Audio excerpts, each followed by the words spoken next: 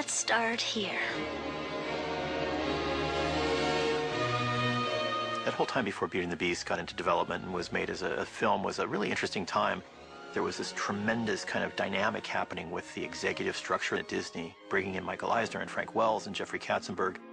And one of the things they realized, and Roy Disney insisted on, was that they had to preserve the animation department and revitalize it. Roy always maintained that it was the heart of the company. Neither Eisner nor Katzenberg had had any experience with animation before then. In 1984, the very first day of work, I went to Michael Eisner's office and sort of had my little checklist of things that I was going to get onto at the studio.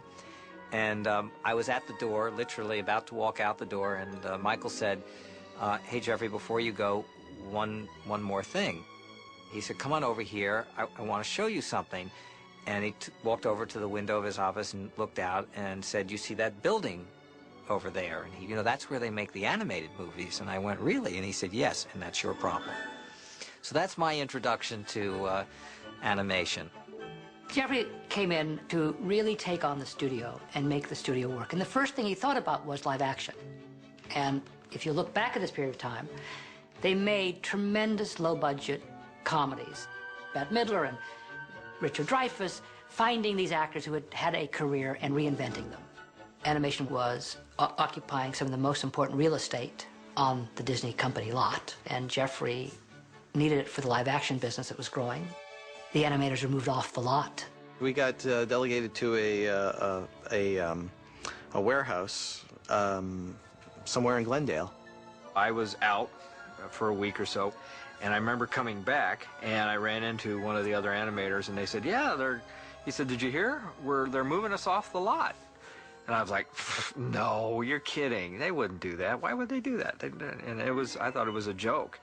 And unfortunately, I found out later that it wasn't a joke. And I still have the copy of the memo from Roy Disney. I did Roger Rabbit in London, and then I arrived at Disney Animation in America. And everyone was working in a warehouse. It seemed totally normal to me because I didn't know anything else. But then I started hearing stories like, yeah, they kicked us out of the building, and so what building? So I go to the Disney main lot and see the building that Walt built for them after Snow White. I said, oh wow, this is like hallowed ground. It was just kind of sad to think that you came to the Disney studio here in Burbank, but animation wasn't there anymore. I don't blame the powers that be for shifting us around, because we got to do such great work. Ultimately it doesn't really matter what building you're in. Some of the best films that were produced out there, which just goes to show you it doesn't matter where you do something. It's what's in your heart while you're doing it. Peter Schneider years later said, we needed to move out of that building because it was haunted too heavily by the ghosts of the past. Not in any sinister way, but there was so much legacy attached to that. Some days it really was, you would be sitting at your desk and just think, I'm not worthy. I'm not worthy, I can't do this. Whereas when they had us in these, rundown warehouses, it was a more informal environment, and I think it pulled us together. I really did. I think it made us more of a team, more of a family, more of a community. I think it allowed us to be ourselves. Well, I was hired to run animation when I was hired in 1985. So I came in with the goal to reinvigorate, reinvent animation, and to give it a link back to Michael and Jeffrey, who were running the studio at the time. Jeffrey Katzenberg really threw himself into the assignment of running the animation division. And I think he was somewhat skeptical in the beginning because his background was live action. But he fell in love with the medium. And it was amazing watching the transformation of this guy who was so completely Hollywood and live action centered to be won over by animation. And as he learned to love the legacy, he also came to warn us almost daily. He would say, you guys are worried about Ariel. How is she going to compare to Snow White, and how is she going to compare to Sleeping Beauty? The audience isn't going to compare her to Sleeping Beauty. They're going to compare her to Julia Roberts. And I think it really adjusted everyone's perspective in a very healthy way. So now all of a sudden you have this group of kids at the studio, longing to be, the filmmakers that the previous generation had been, Walt Disney's generation. And now they have their opportunity. When I started at the studio in '74, a very small group of masters had created, perfected an art form, and they had gotten to a point where they really needed to pass it on to another generation. So we learned from those masters. Eric Larson and John Lounsbury started a training program at that point to train young artists and bring a new generation in. There were some very generous animators from Walt Disney's era that could really step in and pass the baton on to us. And suddenly the films began getting more attention, and as they had in Walt Disney's day, they were not only at the forefront of animation, the art form, they were also at the forefront of filmmaking. We all knew as a studio that we had been sort of gaining momentum with Roger Rabbit, Little Mermaid, and Rescuers. I don't think anyone really identified it as a period that was going to be looked back on like a second golden age.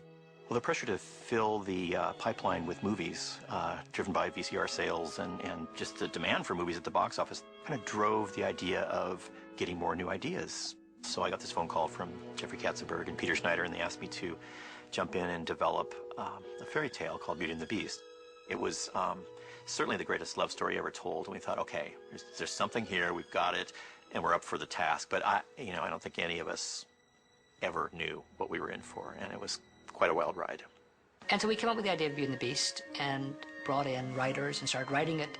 And we went back to Richard Williams, who was the animator on Roger Rabbit, and we'd had such a good experience with him. We said, would you like to direct Beauty and the Beast? And he said, no, I'm going off to do my movie called The Thief, but my friend Richard Purdom could do it. So we hired Richard Purdom, and I sent Don Hahn to London. And we made it to the airport. With Andreas Deja and Glenn Keane to begin working on Beauty and the Beast.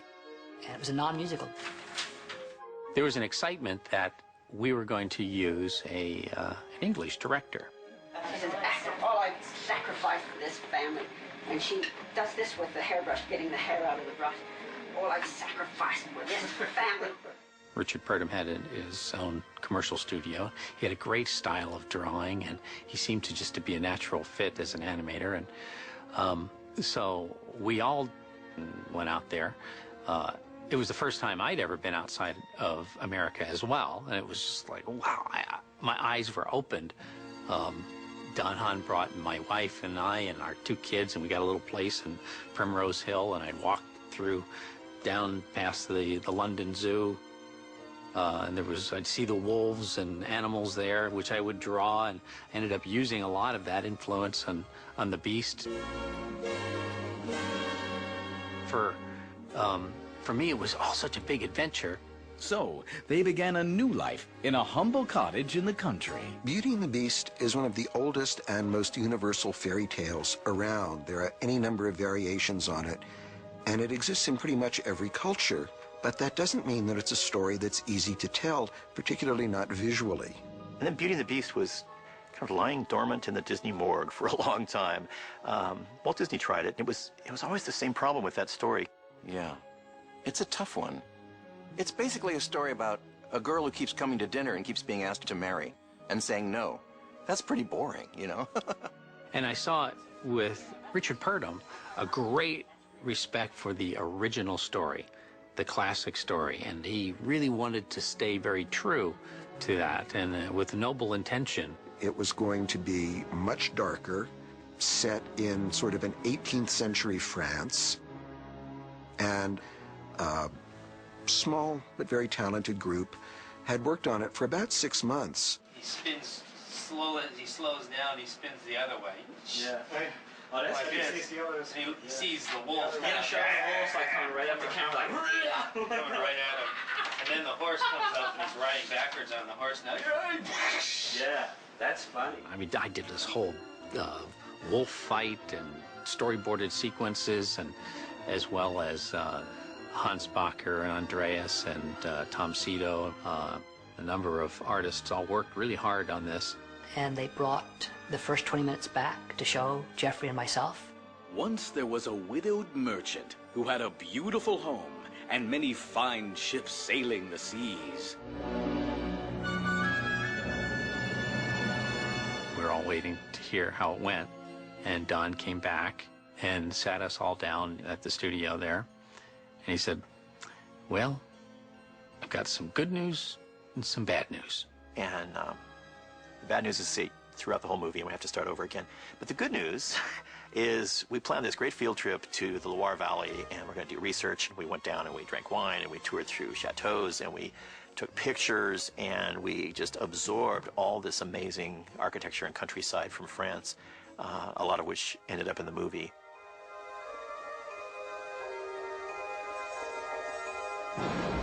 And then we went back and started all over again. And is in the Disney tradition. Walt threw out the first 6 months of work on Pinocchio because he didn't feel it was good enough, and they didn't like the treatment of Pinocchio, who was more of a wiseacre, Charlie McCarthy character at that point. So they basically started over from scratch.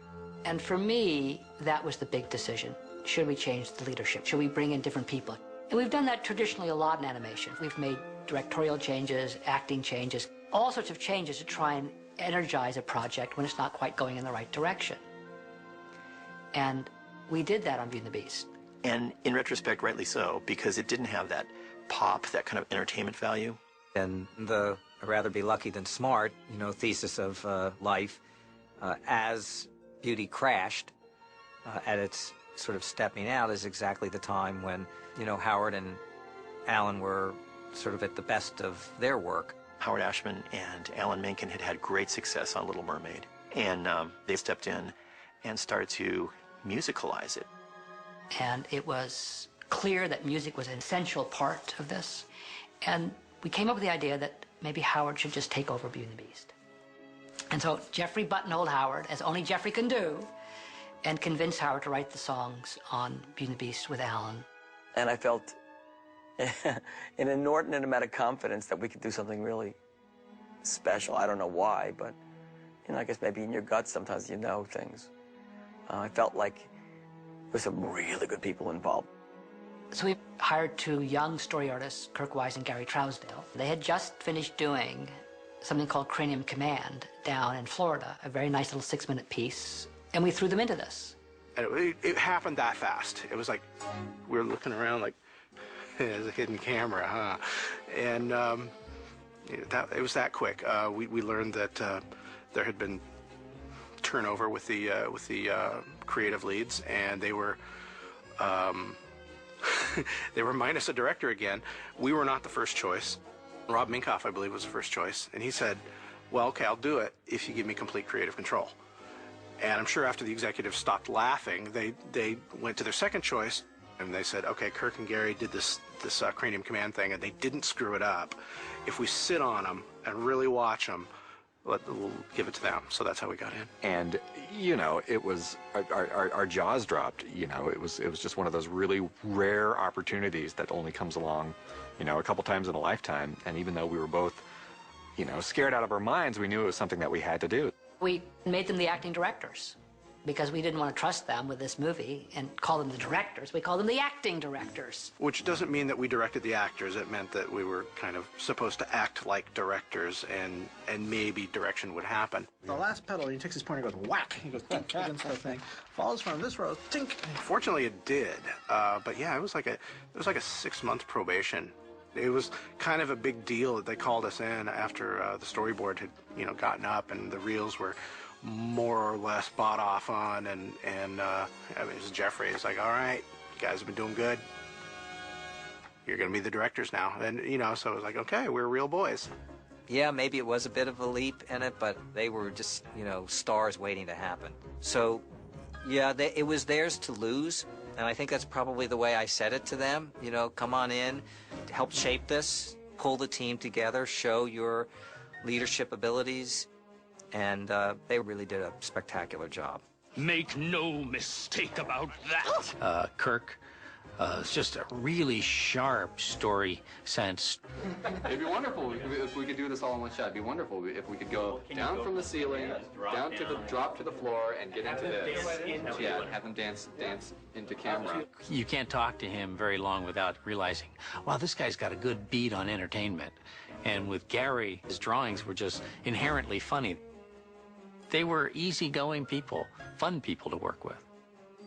Amazingly, I took it for granted, but now when I think of it, it was such a gift to work with these guys who were so warm and so funny and just good friends.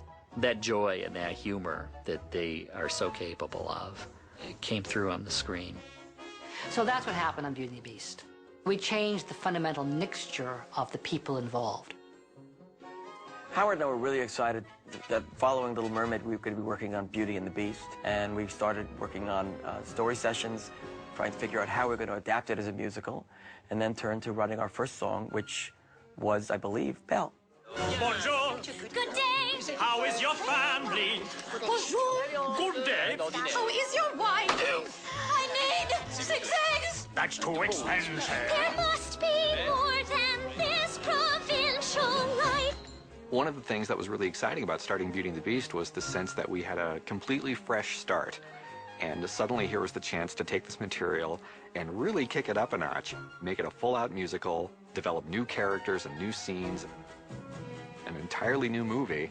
It's very encouraging. The only catch was we only had 2 years to do it. 1 year had already been eaten up by the previous creative team. Goodness, look at the time. We never really had schedules when the movie was done. It would come out, and it cost how much it would cost. Well, that's not a way to run a business, and of course, we learned that really fast. So that kind of discipline came from Jeffrey in terms of schedules and budgets, and that'll be what drives our business. You know, we're in a thing that's called show business. And it's neither just show or just business. And I think having a discipline, having deadlines is actually very valuable. People rise to the occasion having to deliver their best work to a finish line. So we stayed late. We came in Sundays. We ate cold pizza. We did everything we could to put our nose in it and really learn the craft and try to make the best movies we could. Kirk and Gary had been put on as directors maybe a month before I came on. And so the movie was just starting to get its rhythm going. Linda Wolverton had been brought on to write the script, and Jeffrey had said, "You're to illustrate Linda's script. Don't change a word." And we all sort of felt like, but that's not our process. You know, making an animated movie is really tough, and it's a very different process, particularly for people that, like myself and Linda and others who have come from outside. I was sort of plunged into a world that I did not understand. I didn't understand how the things were reworked and reworked and reworked and put up on boards. And no one really explained it to me. Animation, by its nature, is a very collaborative process, and I think for some people who work outside of animation, it takes them a little while to get used to it. Sometimes when a writer comes on who's not used to that process, they might feel like, hey, how come you're changing my words? But that's the process. I mean, we could move them a little closer together. Gotta move them a little, but I'm worried right about. now they're like 1, 2, 3, 4. I'm worried about just sight lines. We're always looking for the better idea, for the better way of doing something, and it's been that way since Walt's day. In Walt's day, there was very rarely, if ever, any actual typed-up script.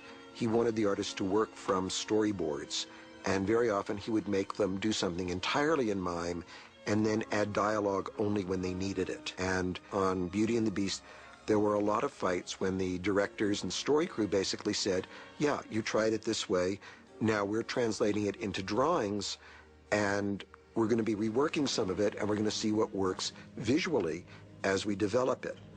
Was not always a happy, peaceful, friendly relationship. So we had some pretty good arguments. But it was passionate because we all believed in it so much. We all believed that this could be something remarkable. It was birthed by fire.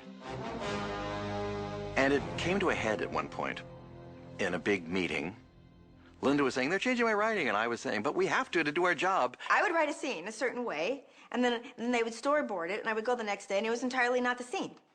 So I'm not happy.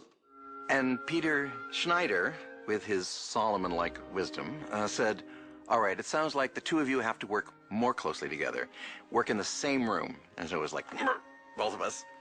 But really, that was the best thing we could have done, because then Linda came into work, in my room, which I shared with Brenda Chapman, and we started talking about the story. And she started coming around with me on my rounds when I'd go to the story guys and looking at the boards, and she started seeing how the process worked, was getting excited about it, and was feeling a part of it. And when that happens, the sparks start flying. So it was a happy ending. By the way, thank you for saving my life. You're welcome. Musicals, whether animated or on the stage, it's the most collaborative art form. So you could hate somebody, you could love them. If you're working towards a goal together, you're going to work together until you reach that goal. I mean, the headline is the legacy. The headline is not the conflict. The conflict is just something you will endure. It could be chaotic, and in addition to the high command like Jeffrey Katzenberg, Michael Eisner, Roy Disney, and then we had Howard and Alan, and then you got the lead animators, and each one of them is like the movie star. They've got something to say about their character, and it is a little like running a circus. You've got the bears, or you want to keep them from running amok over here, and the plates are all spinning over here, and there's the fire eater back there, and you want to keep everybody going and everybody doing their job. You all know your assignments. Half of you to the west wing, half of you to the east wing. The rest of you, come with me. The story problems, were legion. Yeah, I mean, I think Beauty and the Beast, because it's really a story about these two characters, it was a question of sort of who you want the spotlight to be on. Is this really Beauty's story? Is it really the Beast's story? And I think Howard Ashman's kind of breakthrough was that the character who goes through the greatest change, both inwardly and outwardly, is the Beast. Therefore, it's the Beast's story. And Howard really did want to create the tragic hero out of the Beast, which he did by creating the backstory of how the enchantment happened. The old beggar woman coming to the castle and him being rude to her and casting the spell on the prince and all. The idea of a curse, a mistake you made a long time ago that you have a very slim chance of ever redeeming yourself. It's about redemption. I think that was really the breakthrough that perhaps other versions of the story hadn't achieved. Just a little change. Small to say the least, both a little scared, neither one prepared, Beauty and the Beast. Telling it through music gave us a lot of shortcuts because, as Howard pointed out, you can say a lot of things through a song that no self-respecting actor would speak. So you can get a lot of obvious boneheaded exposition out through a song, and it's great. Whereas if you just said it, you go, oh, I don't buy this at all. One of the challenges that we had to face story-wise on this movie was what are the rules of the magic, if you will. We settled early on the idea that all the enchanted objects in the Beast's castle were the household staff of the Beast when he was still in his human form. Who said anything about the castle being enchanted? And it wasn't that much of a leap after that. Just to look at the physical aspects and characteristics of the object, the candelabra, it is not so much warm as hot. He's fiery. So you bring the romance into that, and the tightly wound particular clock that's always worried about time and schedules. This has gone far enough. I'm in charge here. He was a kind of a mid-level executive. And I think Howard Ashman came up with ideas like, well, the teapot could be, a little British lady. How would you like a nice pot of tea, sir? She could be Angela Lansbury, and he was very specific with some casting ideas, which really enriched the process. And this wasn't to say that we agreed with Howard all the time. As brilliant a man as he wasn't always right, although he could argue better than any of us and did a great job of convincing us that he was right, a good percentage of the time. But we got our way in a few things, too. Sometimes, he'd be teaching us things we didn't want to learn, or he had certain opinions we didn't like. So we had lots of tussles like that. But those kind of fights were really exciting. I remember in one meeting, Alan and Howard had played the song Belle, and we had done some preliminary boarding. In the meeting, I said, well, it seems good, but it seems like at the end here where Gaston's trying to catch up with her at the very end of the song, it feels a little empty musically. So Howard says, all right, well, Alan, you play it. Roger, you show me what you want. And it was like, what? You just sing it. Just make it up. Okay. In that moment, then Alan starts playing it, and, I'll have some bread. And I just had to make, let me through, and some grapes. And then, so I just sort of winged it up the moment. And at the end of it, Howard said, yeah, that's good. We'll do that. But I, rarely was I put on the spot so musically like that to have to improvise. But it was such a learning experience with Howard and Alan. Casting the movie in New York like a Broadway musical was something, again, that Howard insisted on. And I personally think it was absolutely brilliant. The caliber of talent that we found in New York, the theatrically trained talent, was something that is a little more difficult to find in L.A. So we saw like the cream of the crop of the Broadway theater at that time. I mean, like Jerry Orbach, we had no idea. And this was like before Law and Order. And at the time, we were saying, okay, we don't know who he is. And, oh yeah, he was a big song and dance man back in the 60s. We thought, okay, really? Didn't know that. And Angela, I mean, we knew Angela's background. The others, like Paige, Broadway. It's quiet. I think it's quiet. You know what I mean? So it's got the same value, but it doesn't have the little turn in it. Yeah. It's a quiet village. Yeah. Howard believed that the people that we cast needed to have very strong singing and acting chops.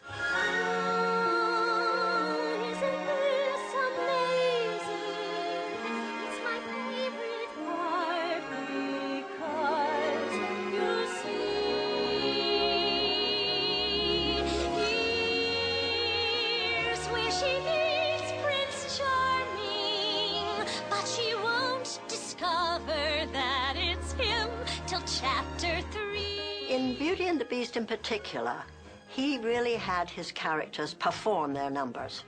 Now that's what we do in the theater. If we have a big musical number, it's performed for the audience. Right from the moment when I met her, saw her, I said she's gorgeous and I fell.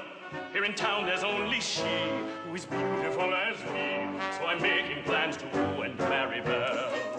The character of Gaston, for instance, who starts off the movie, he does the first big numbers. It's really like a huge stage musical number.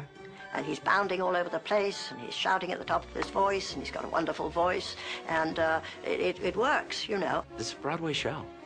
This is really a Broadway show. I mean, that's how it felt when you read it, and all of these pros came to audition for it. They auditioned about 500 Broadway actresses for Belle and all the other characters, and pretty much went for an entire Broadway cast. There must be more than this provincial life. Just what I'm going to make Belle my wife. I remember Howard talking about songs have to happen when you've tried to communicate something in your acting, in your dialogue, in every kind of a way possible. And when you can't express it in any other way, you have to sing it in a song.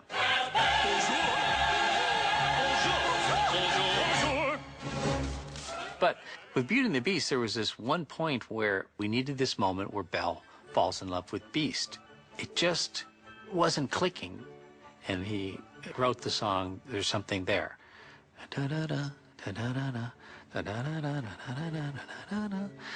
And that song just lifted the movie over the edge. True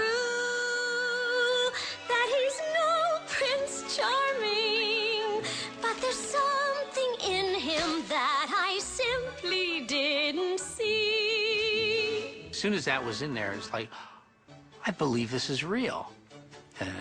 Here's one of those great gifts that we had for that time. Howard had an unerring instinct about how to realize these classic fairy tales using the very best of the Walt Disney, formula, if you can be so simple as to say formula, and make it contemporary.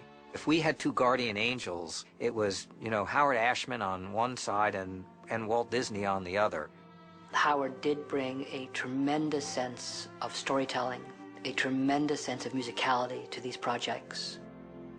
He wasn't a unique man, and I think he, in some sense, waved his magic wand on these movies and had an enormous effect on the direction they went in. While we were working on Beauty and the Beast, really none of us had a clue how seriously ill Howard was. One of the reasons we didn't was he was so energetic and so productive. We were often flying out to New York to work with Howard, sometimes even in his hometown of Fishkill, and very naive, just assumed it was because, you know, Howard was a big shot, you know, you got to move the mountain to Muhammad. The real answer was that Howard was quite ill. It's kind of ironic and kind of sad, but he wrote some of his most beautiful music ever in the last months of his life for Beauty and the Beast.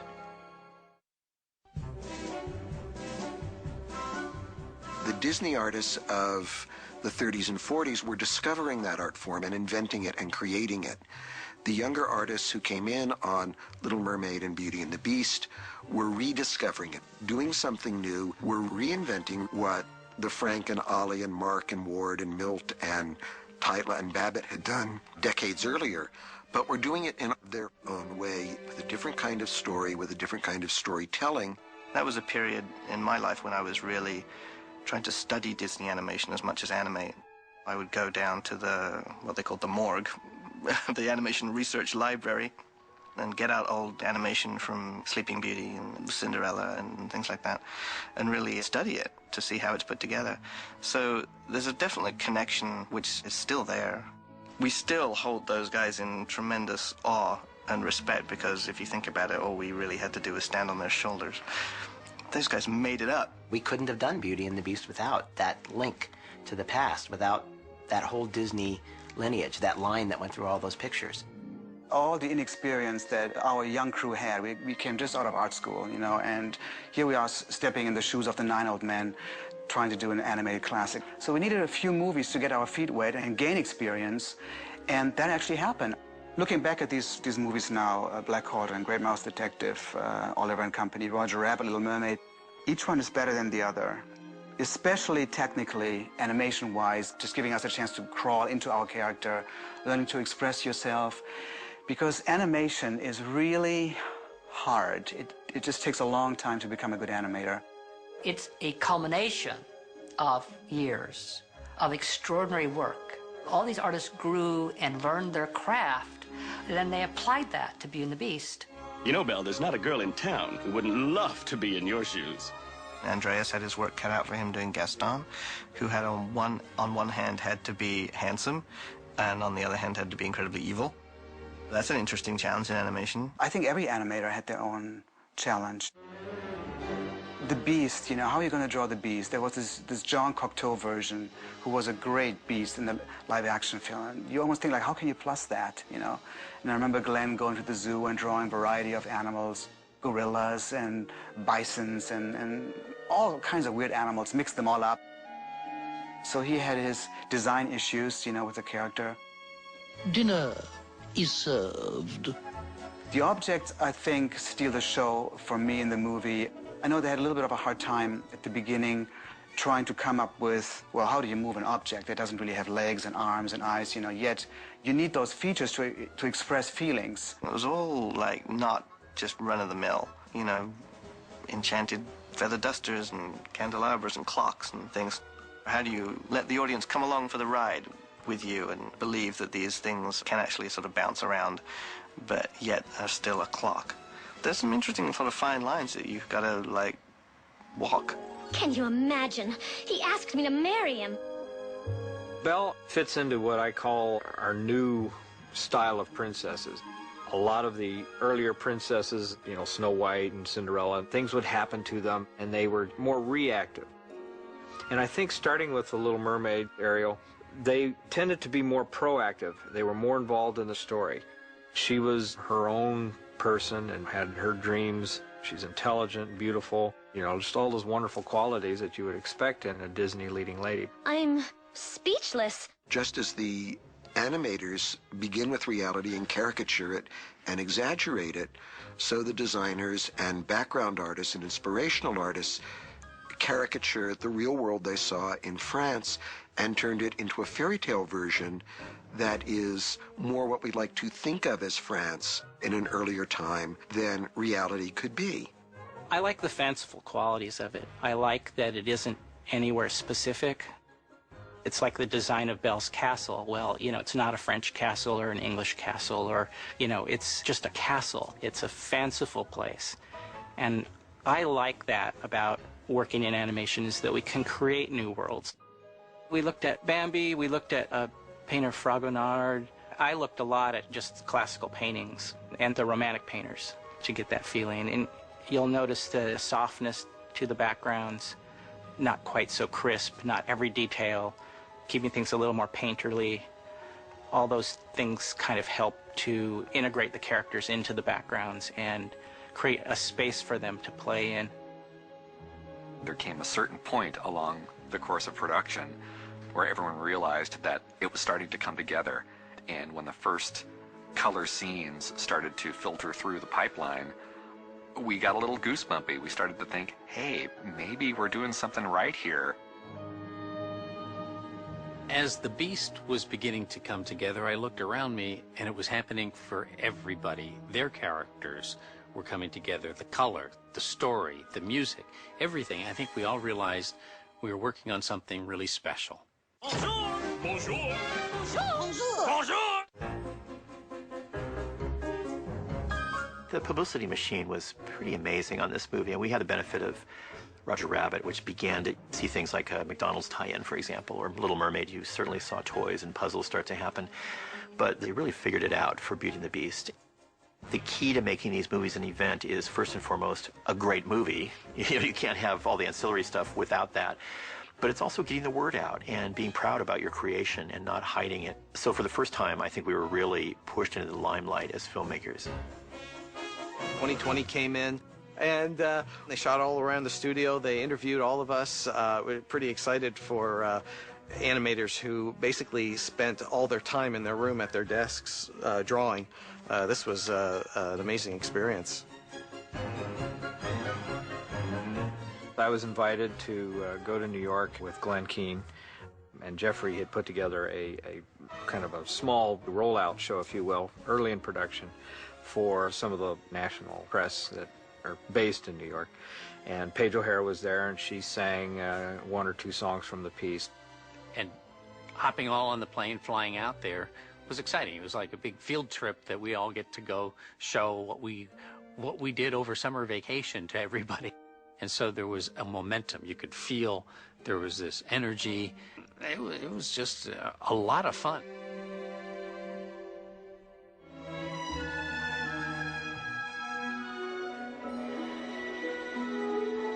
The only thing that was a little sad about that trip was Howard Ashman was already in the hospital. I think one of the sort of most emotionally challenging moments I think I've had in my entire lifetime was visiting with Howard in his hospital room, having just come from showing Beauty and the Beast as a work in progress. It was a triumph beyond triumphs. And to be able to have shared that last moment with Howard was, you know, heartbreaking in a way. I mean, you know, it was joyful for him and heartbreaking for us. He was dying. He was 80 pounds, lost his sight. He was wearing the Beauty and the Beast sweatshirt.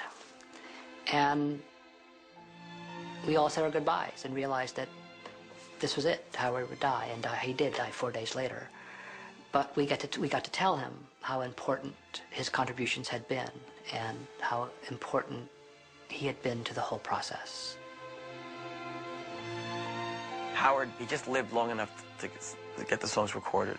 And the whole writing of the songs was fraught with the underpinning of his illness. The very first part, he knew, but none of us knew. And then gradually we knew. And really, you know, he was the heart center of the project, and he was dying. So imagine what that emotionally does.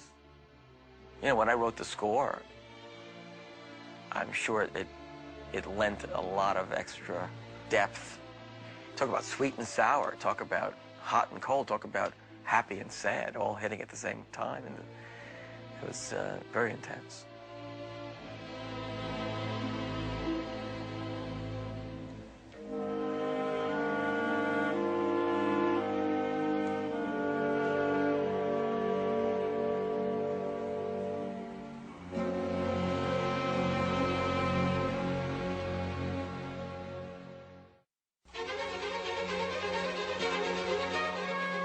I think the first time we felt the audience reaction was at the New York Film Festival. The New York Film Festival was one of the great, amazing highlight moments of my 10 years at Disney. I don't think any of us will ever forget it.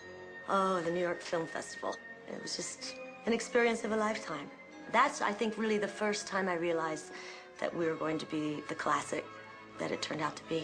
The movie was almost done, and Gary Culkin, one of the marketing guys who was brilliant at that time, suggested we show an unfinished version in New York, and we thought, you're nuts. I mean, nobody's going to want to look at this. The studio was conscious that something special was going on and opened up the process. Let very pivotal opinion makers see the film in its unfinished form.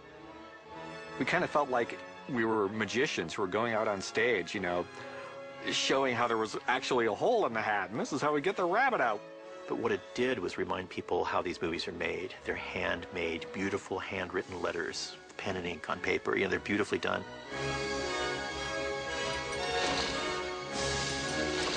Now can I open them? All right.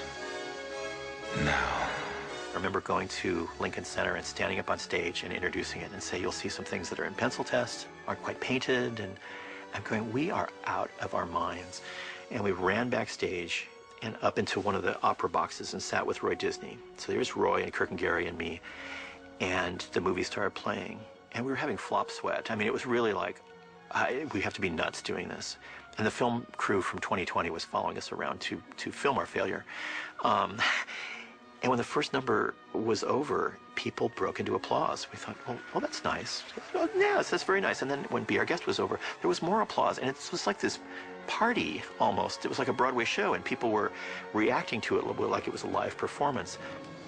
And they were suspending their disbelief enough to buy into the pencil tests. And it was very moving. It was very moving, because all of a sudden, this big illusion, this smoke and mirrors of animation became real, and the audience loved it, and that's a very humbling moment. It was tremendous. I remember getting a little squeeze on my shoulder from Roy Disney, who was sitting behind me, and it was just, without a doubt, one of the most thrilling experiences of my life.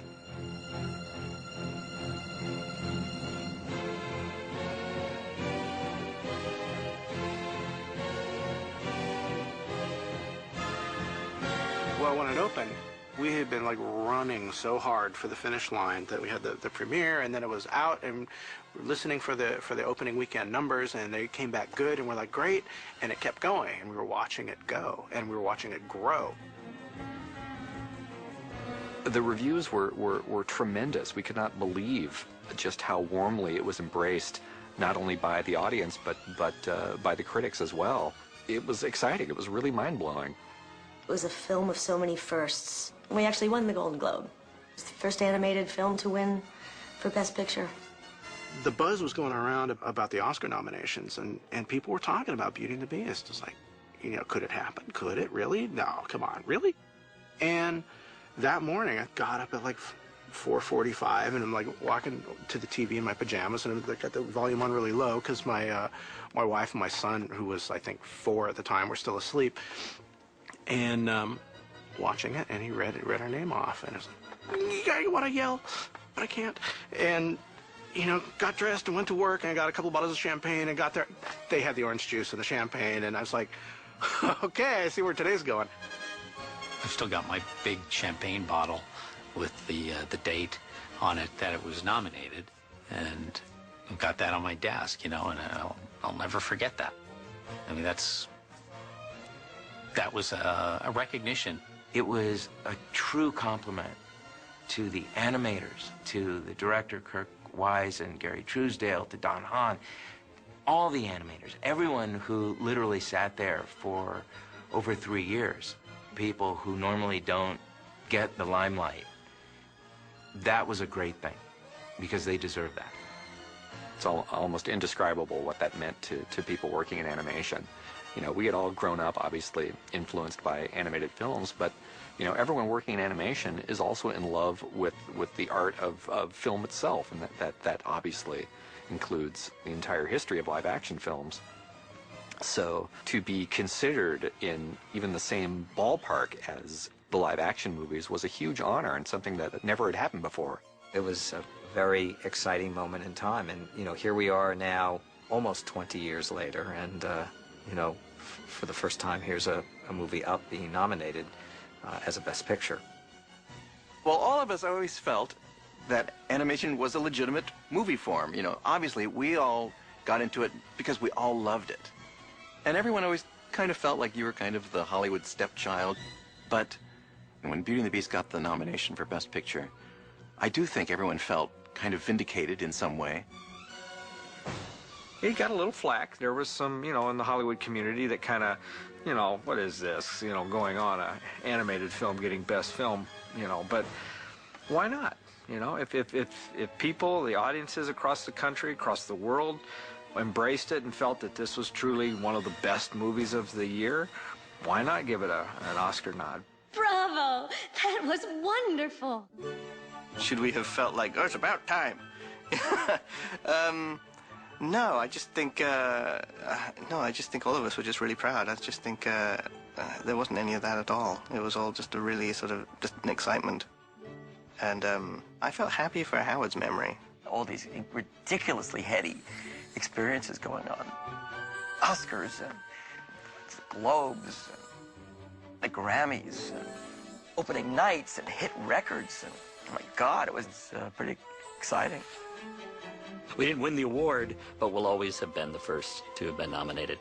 And it raised the bar for all of us, for all the subsequent films, and for anybody making an animated movie. And of course, it also inspired a lot of other filmmakers and studios to get into the sweepstakes too, which can be all to the good because, you know, the competition makes everybody smarter and wiser and more innovative.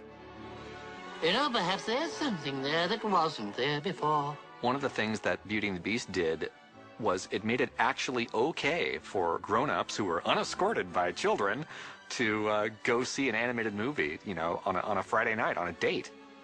And it was really great to be embraced not only by a family audience, but an adult audience as well. I think Beauty and the Beast probably cemented Disney as a force in animation again. It said, we want to see more from you guys. We think you're filmmakers. You're not just cartoonists. That validation would have been impossible had it not been for Roger Rabbit and Little Mermaid and Rescuers Down Under. Those films built into Beauty and the Beast. And luckily there were other films after it, like Aladdin and Lion King. Somehow the teeter-totter started to tip a little bit on Beauty and the Beast, and people started to say, we like what you do, and as an artist or a filmmaker, isn't that what you want? And what a great feeling that was, and I think that was probably the tipping point that changed a little bit the face of what animation was thought of. And things were never the same after Beauty and the Beast. When you look back on Beauty and the Beast, you wonder, okay, how would the film do today? Is it a naive film? Is it not sophisticated enough for today's audience? I think it transcends whether something is cool or hip. It really touched what people, I think, really want movies to be. To me, Beauty and the Beast not only holds up, but I don't think there will ever come a day, no matter what technology we're viewing things on or making things with, where you can't sit and watch that movie and not be moved by it. Beauty and the Beast connected with audiences on an emotional level that I don't think a Disney movie had really ever done before. There was a level of sophistication to it and maturity in the story that didn't really have a precedent.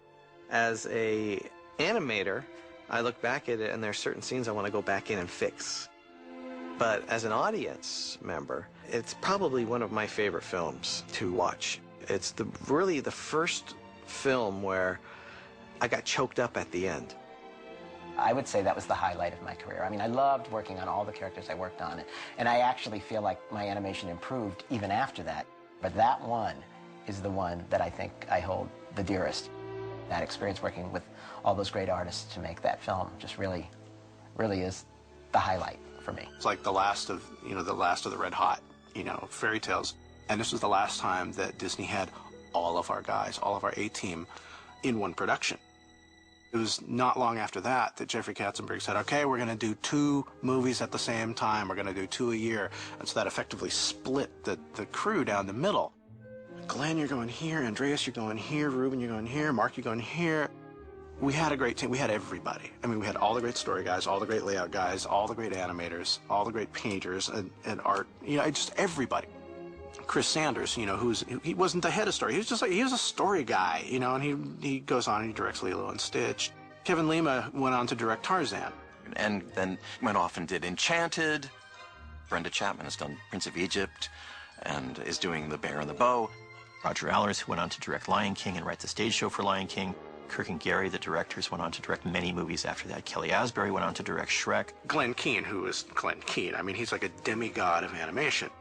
Andreas, the same thing. Mark Henn, the same thing. Ruben Aquino, Will Finn, Nick Ranieri. Once in a lifetime, you are on a project that has some magical component to it that you can't articulate in words, and Beauty was that to me. We were a bunch of kids. I mean, we were in our 20s and 30s, and now with some decades behind us, looking back, you think I was the luckiest guy on the planet to be in that place at that time with that group of collaborators. To me, that's my personal legacy of that movie, is what a perfect storm of people. You take any one component out, you take out Peter Schneider, you take out Roger Allers, you take out Glenn Keane, Kirk, Gary, Jeffrey, Howard Ashman, and it's less than perfection. And somehow all those pieces fit together, and nobody will ever be able to create that again, and that was that perfect storm of Beauty and the Beast.